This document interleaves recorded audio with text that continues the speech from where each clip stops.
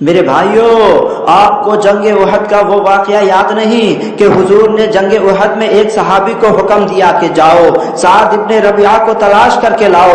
وہ صحابی کہتا ہے میں گیا، حضور نے فرمایا تھا کہ جہاں تجھے سعد ابن ربیعہ ملے اس کو میرا سلام کہنا اور اسے کہنا کہ رسول اللہ صلی اللہ علیہ وسلم نے تجھے بلایا ہے۔ وہ صحابی کہتا ہے کہ میں حضرت سعد ابن ربیعہ کو تلاش کرنے کے لیے جب گیا تو میں نے زندوں میں دیکھا تو سعد نہ ملا، میں نے شہداء میں دیکھا تو سعد نہ ملا، جب میں زخمیوں میں گیا تو کیا دیکھتا ہوں کہ زخمیوں کی تہ لگی ہوئی ہے اور اس کے نیچے سعد ابن ربیعہ تڑپ رہا ہے۔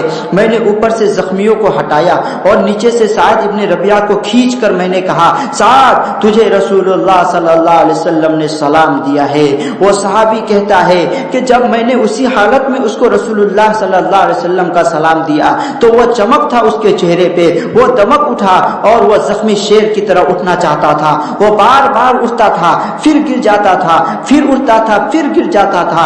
جب اس سے اٹھا نہ گیا تو اس کی آنکھوں سے آنسو نکل آئے اور اس نے کہا کہ میری طرف رسول اللہ صلی اللہ علیہ وسلم نے سلام بھیجا ہے، مجھے پیغمبر نے یاد کیا ہے، میں ضرور آتا لیکن اے نوجوان میں آ نہیں سکتا۔ میرے پیغمبر کو بھی میرا سلام دینا اور میرے پیغمبر سے کہنا کہ میرے لیے دعا کرے، میرا آخری وقت ہے، میں جنت کی خوشبو پا رہا ہوں۔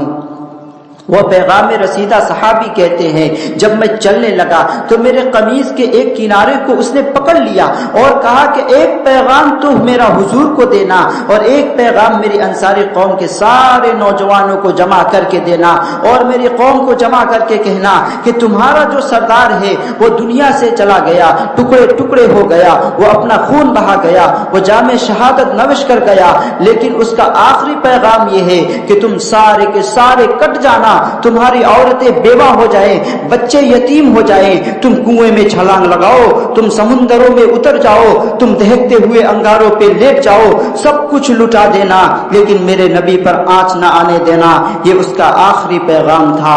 صحابی کہتا ہے کہ میں پیغام لے کر چلا اور سارا راستہ روتا رہا کہ ایسا انسان جو خود جان دے رہا ہے اور اپنی قوم کو کہتا ہے کہ تم بھی میرے پیچھے آ جاؤ، تم بھی میرے نبی کے لیے آ جاؤ۔ وہ صحابی کہتا ہے میں نے رسول اللہ صلی اللہ علیہ وسلم کے سامنے جب سارا واقعہ بیان کیا تو رسول اللہ کی آنکھوں سے آنسو چھلک پڑے اور پیغمبر نے نبوت والے ہاتھ اٹھا کر فرمایا اے اللہ میں سعد سے راضی ہوں، تو بھی اس سے راضی ہو جا۔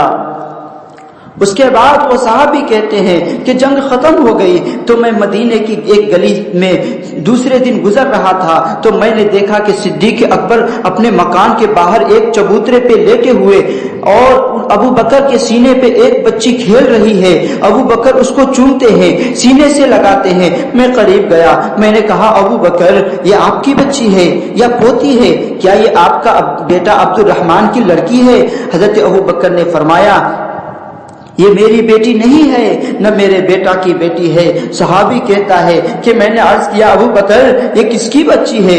آپ بڑا پیار کر رہے ہیں۔ میں ادھر سے گزرا تب بھی یہ بچی آپ کے سینہ پر تھی، میں واپس آیا تب بھی یہ بچی آپ کے سینہ پر تھی۔ اتنی بات کہنی تھی کہ ابو بکر نے آہ بھری اور رونے لگ گئے۔ وہ صحابی کہتے ہیں میں نے کہا ابو بکر آپ کیوں روتے ہیں؟ فرمایا تمہیں پتا نہیں یہ کس کی بچی ہے؟ میں نے کہا نہیں۔ صدیق نے فرمایا کہ یہ سعد ابن ربیعہ کی یتیم بچی ہے، میں اس لیے اس کو چومتا ہوں کہ اس کا باپ کا آخری وقت آیا، اس نے تجھے یہ تو پیغام دیا کہ میری نبی کے اوپر آنچ نہ آنے پائے، لیکن اس نے کسی کو یہ نہیں کہا کہ میری بچی ہے جس کا خیال رکھنا۔ اس نے بچی کا خیال چھوڑ دیا لیکن پیغمبر کا خیال نہیں چھوڑا۔ یہ شہادت ہے، اسلام کی داستان ہے، اسلام کی تاریخ ہے، یہاں سے شروع ہوتی ہے۔ میرے بھائیوں بزرگوں دوستو، اس لیے میں کہتا ہوں کہ میرے بھائیوں یہ دین جو ہے نا ہم تک بہت ہی قربانی سے آیا ہے، اس دین کا وجود قربانی سے یہ دین وجود میں آیا ہے۔ اس لیے میں بار بار میں آپ سے کہتا ہوں